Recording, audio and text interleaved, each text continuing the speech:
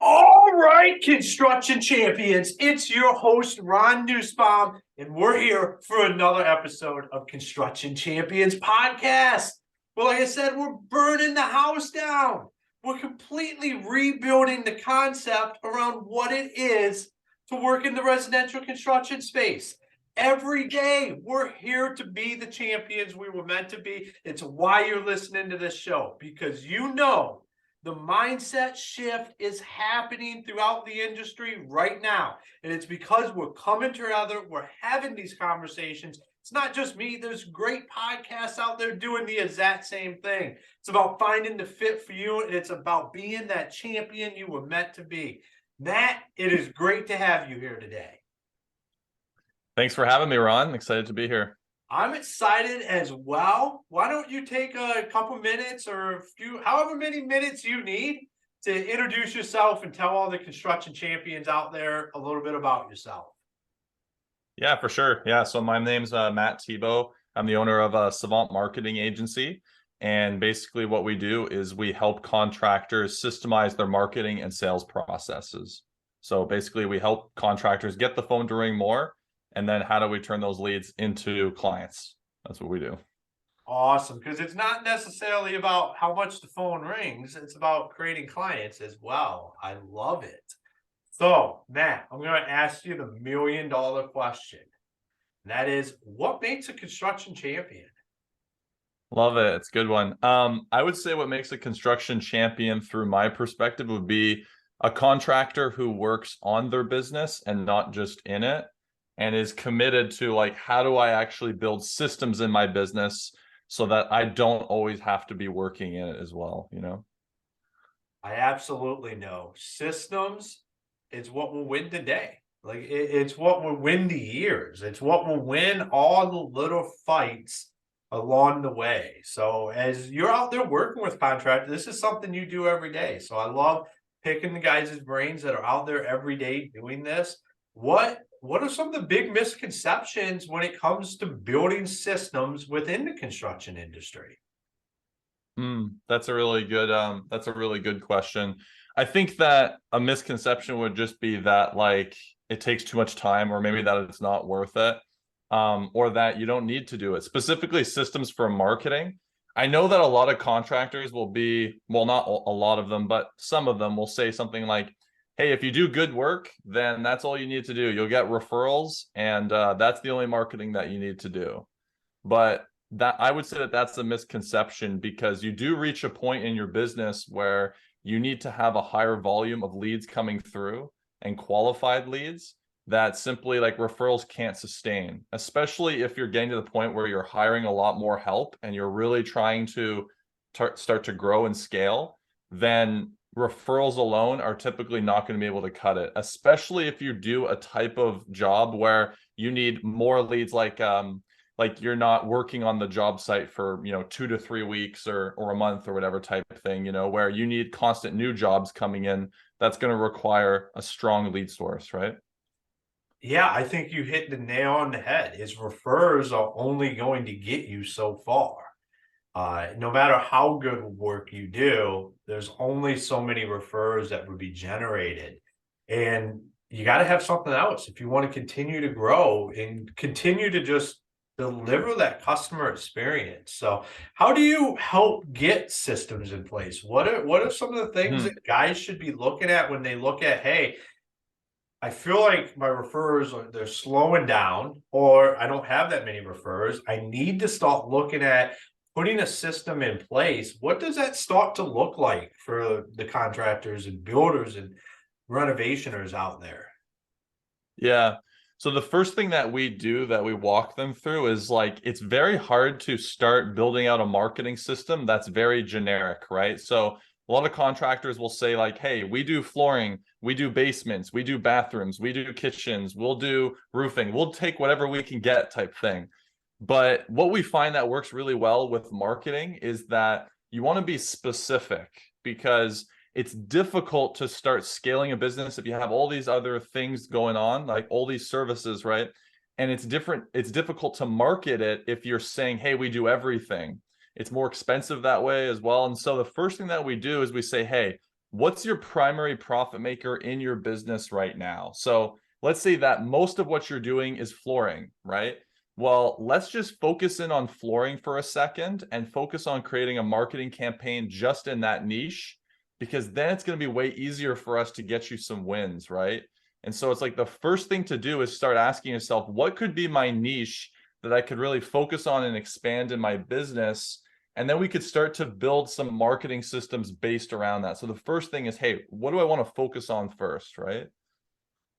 Yeah, I think that I love that approach because that's not just a marketing approach. That's a business approach. Like you, as a business, you should be focusing on what is profitable, what are we really good at, or just what kind of work do we want to do? What are the jobs out there we like, or our guys like, or I like? I think Mhm. we can lose sight of that, especially when those leads they start to feel like they're drying up. And like you said, Mhm. we get in this mindset of, well, I just take everything. We can do everything, Mhm. so I'll take everything, and that really can wreak havoc on the bottom line. Mhm. Yeah, I think a lot of contractors too, like they'll get into that mindset because the idea of niching is scary, because then they think, well, I don't want to turn stuff away, right? And so if you are like, hey, do what you got to do to keep the lights on, but when it comes to your marketing, you should have a specific message. Maybe in the background, you get a referral here and there and it's for like something not really related. You'll take it to keep the lights on and pay the guys, whatever. But for the marketing, you want to focus in on a niche, right? And once you have that niche, then you can start doing advertising stuff online, Facebook ads, Google ads, that kind of stuff. But the first thing is really focusing on a niche. I love that. And all construction champions, how many times have you heard that you want to start getting the ball rolling before you just run out to Facebook ads or any kind of ads out there, Google ad. Like you want to have something that frame up, that house starting to be built. I guess that would be the best way for me to kind of, oh yeah, take Yeah, that into words. foundation. Is you start putting that to others, so you're not just running aimlessly. And I love that Exactly. because we should have a mission and a purpose and a vision behind everything we do, and our marketing shouldn't be any different. And just Hmm. because we're the construction industry doesn't mean we can't have great marketing programs and great stuff put in place. Yeah, absolutely. Yeah, I would So agree. So when you're out there, you're putting these systems in place, you're working on niching it down. What what's the biggest objection that you hear? What's the biggest pushback? How do we start to overcome some of that or start wrapping our minds around it here as construction champions? Are you saying like from homeowners when you're doing that, or are you saying when I'm working with a client who's a contractor? Yeah, when you're working with the contractors, like Yeah. what's the hardest things? What's the stuff? I guess the best way for me to put the question is, I'm a contractor. What should I be bracing myself for when I'm thinking about creating my first ever market? Like I've lived refer over refer, and Yeah. now I want to kind of start to change that, but I might have, some mindset shifts that need to Yeah. happen. Where should I start getting my mind around? Yeah, so step number one is like getting your mindset around the idea of becoming a specialist. So the first thing is like, it's great, take the work that you can get from referrals. That's awesome. But when it comes to marketing, start putting out the messaging of, hey, we specialize in on this thing. Oftentimes I'll get people who like send us some like flyers or something and it says like, hey, we do this, we do that, we do that, we do that. And it's super generic. And it's just what it's going to do is tell people, hey, I'm a generalist, and typically a generalist isn't going to be as high paid as a specialist, right? And so the first thing that I guess you could brace yourself for is just being like, let's specialize in a niche so that we can really be perceived as a specialist. The second thing to brace yourself for is that a lot of contractors, when they are doing promotions or any kind of advertising, they typically will start thinking to themselves, well, I should offer some kind of discount offer, like 10% off or 15% off to try and get people's attention or to incentivize people. But that's actually one of the worst things you could do. And here's why, is because you're going to tend to attract someone who's just looking for a deal in your promotions then. Like the person who's looking for a cheap contractor or any kind of deal or something, they're going to be the person to respond to that incentive. So instead, what I like to do with our clients is we'll do value-based offers. So we'll look at, instead of discounting the price and making it all about the price, we want to do value-based offers like, maybe we can add like a lifetime warranty with this renovation, or maybe an extended warranty, or maybe what we could do is throw in something free with the service, right? So painters, for example, throw in a free color consultation for your interior painting. Or even if you just want to throw in a gift card, throwing in a gift card and adding value is always better than discounting, because from the perception is that you're adding something, but like you're not taking away from your own value. And so from the client's perspective, it's actually better for you because you can charge what you're worth and still maintain your brand. Like, would you say that Rolex would ever discount their service, their products, right? No, they never would. And so I know a lot of contractors listening to this probably are thinking like, I want to start charging more. I would love to be able to be paid what I'm really worth, but they constantly are coming up against people giving them objections to their price, blah, blah, blah, this kind of thing. And a lot of the times it's not even something they're realizing they're doing, but they are saying, hey, we'll give you a great price. Hey, we're going to offer affordable rates in their advertising on their websites. And that's something else to brace yourself for, is really like, let go of the idea that you need to start advertising, hey, we have great rates, we have affordable pricing. There's another angle that we like to do, which is based around adding value. I think that's a mic drop there. Like, that is awesome. I loved it.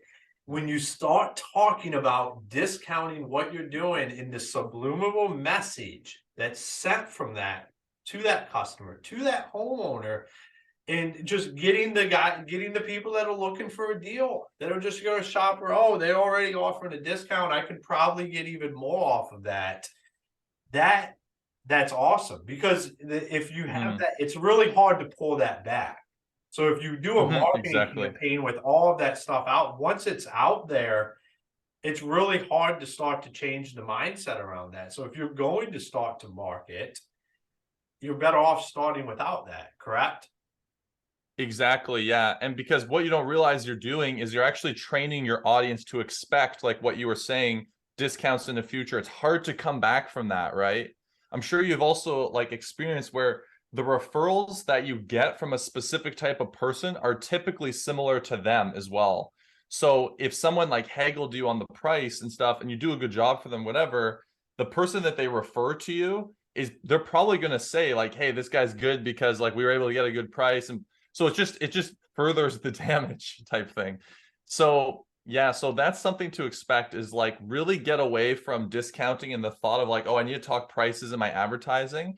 Instead, you can start insinuating that, okay, we're more expensive, but we do offer a much better service. Now, here's the thing though, is that a lot of contractors will say, hey, we're more expensive because of our quality and plus like all these kind of things, but they don't actually show any proof of the fact that their quality is better. So that's why we say like offer measurable quality. So that's why I was talking about an offer like the extended warranty or something, because that's putting your money where your mouth is. Hey, like you're not going to get we're not going to get callbacks, right? Because we actually know what we're doing, type thing. I love that. So not just adding value to yourself, but adding value to what you're doing, separating yourself. You're that expert, because you're niching down, you're getting in front of the right customers, and then you want that right customer to have the right impression of what to expect. I believe like having clarity and being upfront with stuff is the best way to be, because if somebody knows what to expect, you're going to have better conversations throughout the sales process, throughout the marketing process, throughout the project, because all of that stuff was front loaded. The expectations were set that this is how we're going to do business and this is what we do. So I love what you're talking about with the value add. How does all of that start to come together once you have the picture on what you're going to do. Here's the value add. How do you guys take that and start to put that into a package that gets in front of the customer? Yeah, so that's the foundation or the framing, like what we were talking about. So it's like you've got the niche, you've got the offer, the perception is good, right? You've got some really good pictures in place, you've got some solid testimonials in place. So we have all that collected.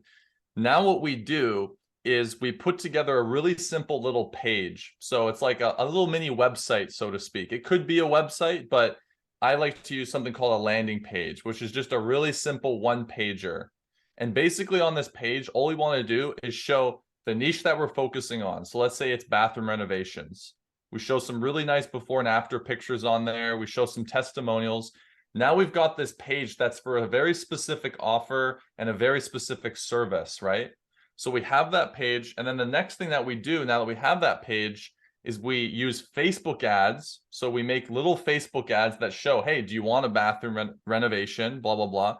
And we highlight our offer that we have, right? So let's say it's a 10-year extended warranty or whatever it is. And so we do the Facebook ads, and then we also do Google ads, where basically we're paying Google or we're paying Facebook to put the ads in front of the right people. And then they go to that page, and that's how we start generating leads from there. So maybe that was like a little bit much that I went into there, but it's kind of like at a high level, that's what it looks like. Yeah. So I mean, you're talking about building your own funnels, your own lead. So you're not reliant not just on refers, but also you're not reliant on lead generation at that point in time. You're building out a system that would just create organic leads, correct?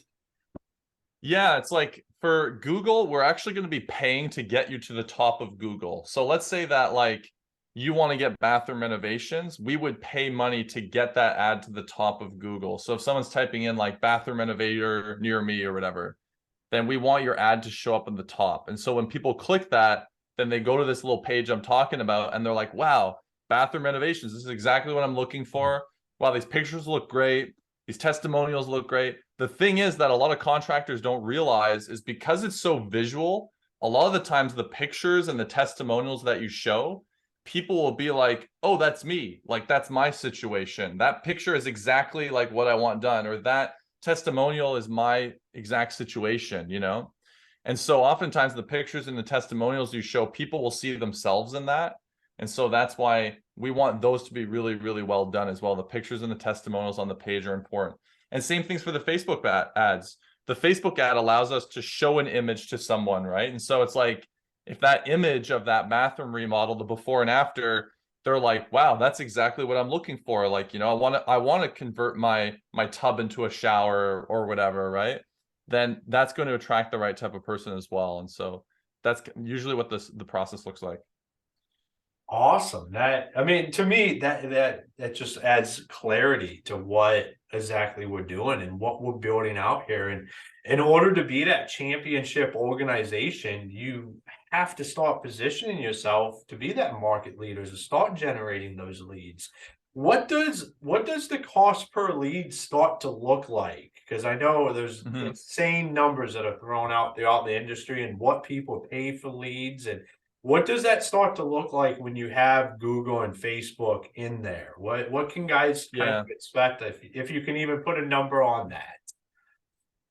I can't put exact numbers on it because it depends like where they are and what their niche is and stuff. But I will say this as a general benchmark, Facebook is going to be a lot cheaper per lead. So you're looking at like, $10 a lead, $15, maybe around there.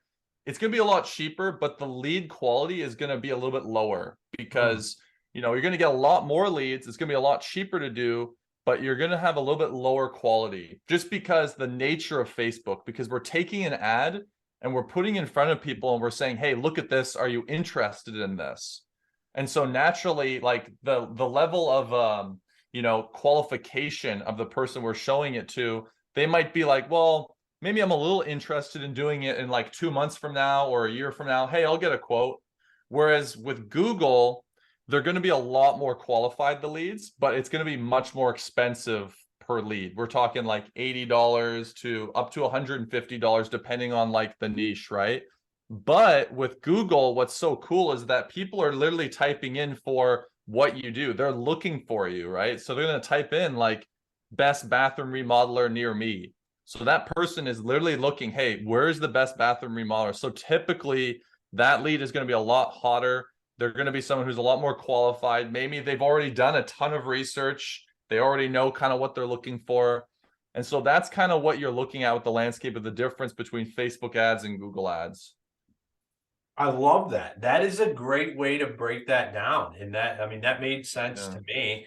And I'm sure it made sense to everybody else out there listening. And I don't know if I've ever really heard it put into terms that way. So if Facebook's like more, I guess, building brand recognition, is that a good way? Like if you're spending on ads, you're going to get some stuff coming in, but you're more just building that brand recognition. People are becoming familiar with you because it's being positioned in front of them. And then Google is for the people that are like, I'm ready to do something. They're searching for it. Yeah. That's a really good way to put it. So yeah, it's like what you're saying, like Facebook is a lot more brand oriented. If you think about it, Facebook ads are basically like push marketing. We're pushing a message on someone and saying, hey, are you interested? Google ads are like pull marketing. So we're pulling people into our funnel who are already searching for us. Right. And so we like to do both at the same time, because with the push pull method, now we're getting a high quantity of leads. We're doing all the branding aspect. But then that low-hanging fruit of those people who are like, hey, I just want someone now, then that's Google, you know? I love it, man. That's great. You dropped a lot of fire here on the show today.